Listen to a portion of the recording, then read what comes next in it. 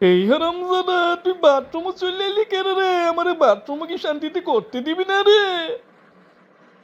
ও না না, তুমি জানো না, আমার মনে কোনো প্রশ্ন উকি দিলে তা তোমাকে না করা পর্যন্ত আমার তো ভালোই লাগে না। তুমি কতক্ষণ ধরে বাথরুমে রইছো, আমার আর সহ্য হইলো না, তাই ঢুকে পড়লাম। ওরে, কোন পাগলের পাল্লায় পড়লাম রে? এই তোর প্রশ্নটা তাড়াতাড়ি কর, কইরা বারো আমারে আক্কা দিতে দে। ও দাদা, কয়দিন আগে ভেনেজুয়েলা অ্যাটাক কইরা ভেনেজুয়েলার প্রেসিডেন্ট উঠাইলো এলো ডোনাল্ড ট্রাম্পে। তখন ইউরোপের হারা কইলো ঠিক কাজ করেছে, সকল দোষ ভেনেজুয়েলার প্রেসিডেন্টের। এখন ডোনাল্ড ট্রাম্পে গ্রিনল্যান্ড দখল করবো। এখন আবার ইউরোপের হারা কইতাছে এইটা হইতে দেওয়া হইব না, এইটা একটা দেশের সার্বভৌমত্বের আঘাত, এটা কোনোভাবেই মেনে নিব না। ও দাদা, আমি বুঝতে পারলাম না, ভেনেজুয়েলা তো স্বাধীন দেশ ছিল, আরেকটাও।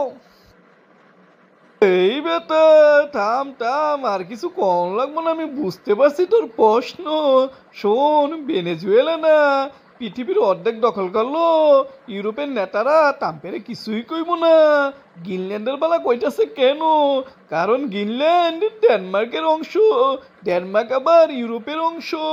যদি ইউরোপে হাত দেয়, তাদের উপর হাত পড়লো না, এই জন্য প্রতিবাদ করছে। প্রতিবাদ করব, তরে আমি বুঝাই, তারা কখনোই গণতন্ত্র, ন্যায় বিচার এই জন্য কথা বলে না, তারা নিঃস্বার্থে কথা বলে।